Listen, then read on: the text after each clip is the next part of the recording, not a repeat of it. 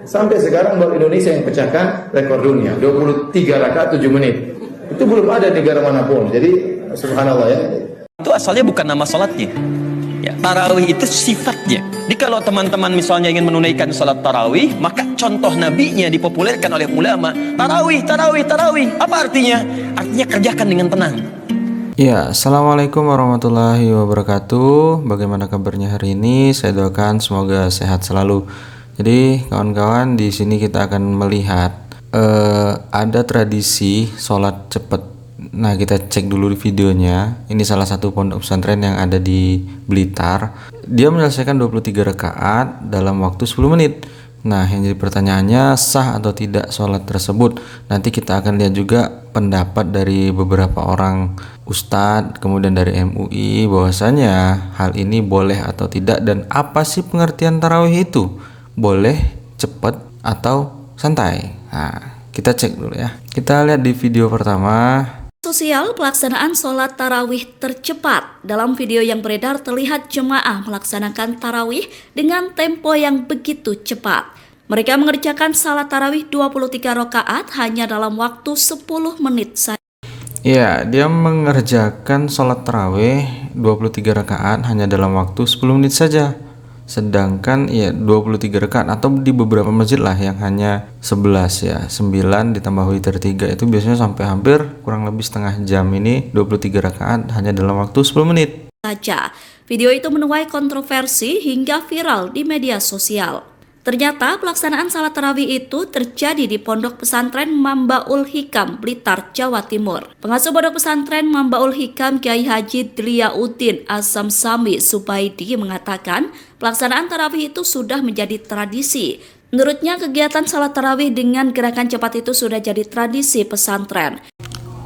Menurut pondok kiainya atau pengurus pondok pesantren, hal tersebut sudah menjadi tradisi. Bahkan bukan setahun 2 tahun, tapi sudah berabad-abad katanya gitu kan.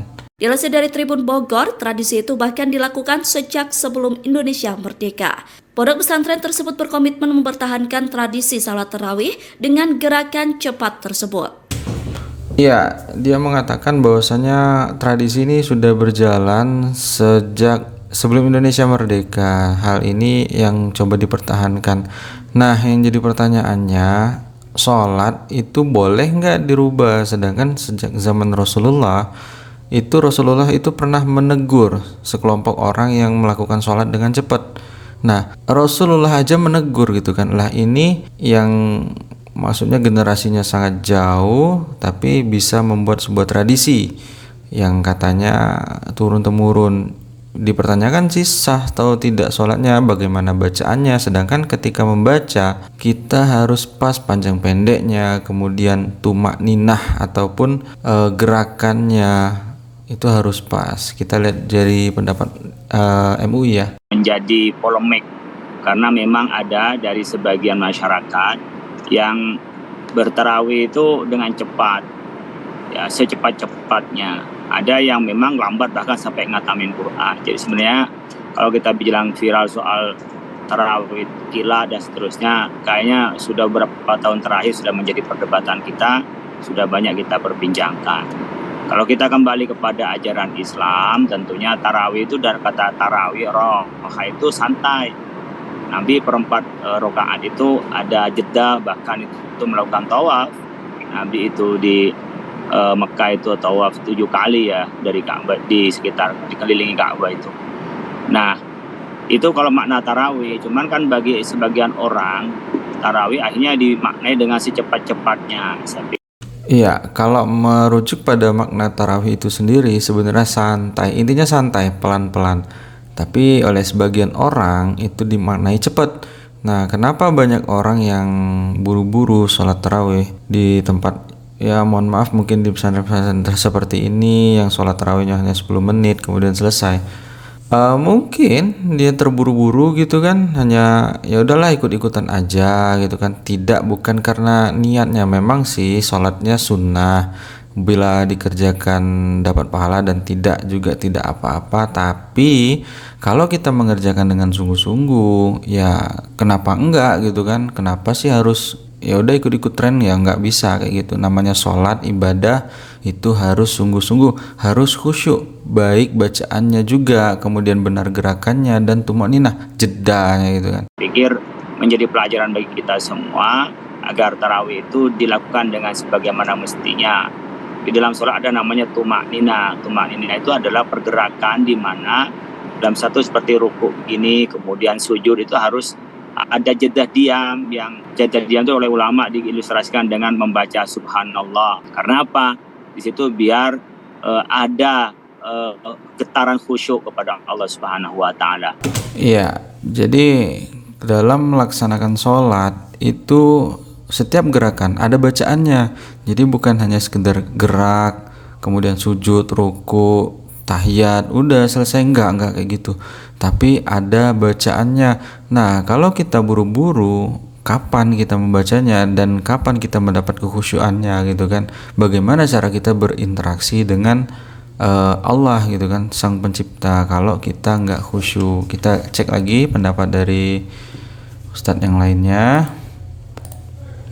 Sholat, tapi sholatnya cepat banget, kayak matuk ayam terus. Udah gitu bacanya juga tidak tartil. Apakah anda harus sholat dekat rumah atau nyari masjid yang lebih sesuai dengan sunnah? Memang di Indonesia ada lagi tren sebagian orang sholatnya seperti ini cepatnya. Bahkan rekor dunia yang rekor dunia sholat tercepat itu di Indonesia. Sejak zaman sahabat belum ada kan. Sampai sekarang baru Indonesia yang pecahkan rekor dunia, 23 rakaat 7 menit. Itu belum ada di negara manapun. Jadi subhanallah ya, masuk Guinness Book of Record. Rekor dunia ya, belum pernah ada sejak zaman sahabat sampai sekarang. Ya kalau sholatnya sudah seperti itu, seperti matok ayam, itu sholat tidak sah, tidak tumakninah. Jumhur ulama berpendapat bahwasanya tumakninah adalah rukun sholat, terutama mazhab Syafi'i. Mazhab Syafi'i, mazhab Hambali, mazhab Maliki berpendapat bahwasanya tumakninah yaitu tenang, berdiri tenang, rukuk tenang, duduk di antara dua sujud tenang, itu adalah rukun sholat. Barang siapa yang sholatnya tidak tumakninah, maka sholatnya tidak sah. Iya, barang siapa yang sholatnya tidak tumakninah ataupun tidak sesuai, tidak pas lah ya, buru-buru gitu, maka sholatnya tidak sah. Kalau ternyata kita sholat di musola kita, sholatnya begitu cepat dan tidak seperti itu modelnya, maka tidak usah sholat di situ. Ya, kalau ada yang tanya kenapa anda tidak sholat, saya tidak serak sholatnya seperti ini. Karena ini menurut saya tidak benar. Sampaikan dengan baik-baik ya. Karena sholat seperti itu ya, apa yang kita dapatkan? Rubba qa'imin laisa lahu min qiyamihi illa ta'ab wa sahar. Betapa banyak orang yang sholat malam, dia tidak meraih dari sholat malamnya kecuali capek dan begadang saja ya. Ya, kalau kita terburu-buru, ya yang kita dapat bukan pahala, justru hanya capeknya saja. Mungkin kalau kita begadang, ya udah dapat ngantuknya aja, tapi kita tidak mendapatkan esensi dari sholat tersebut. Itu asalnya bukan nama sholatnya. Ya, tarawih itu sifatnya. Jadi kalau teman-teman misalnya ingin menunaikan sholat tarawih, maka contoh nabinya dipopulerkan oleh ulama. Tarawih, tarawih, tarawih. Apa artinya? Artinya kerjakan dengan tenang. Jangan buru-buru. Ini baru takbir sudah salam. Allahu Akbar, Allahu Akbar, Allahu Akbar. Assalamualaikum, Assalamualaikum. Di mana tarawihnya? Jadi kalau ada seseorang bangun di malam hari, kemudian menunaikan sholat, tidak ada getaran pada jiwanya, ini menunjukkan bukan tarawih yang dia tunaikan. Kata Nabi, ada orang hanya sekedar bangun malamnya saja, rubba qa'imin laisa lahu min qiyamihi illa sahar. Tidak sedikit orang menunaikan bangun sholat di malam Ramadan, tapi tidak dapat apapun dalam sholatnya, kecuali begadang capek saja.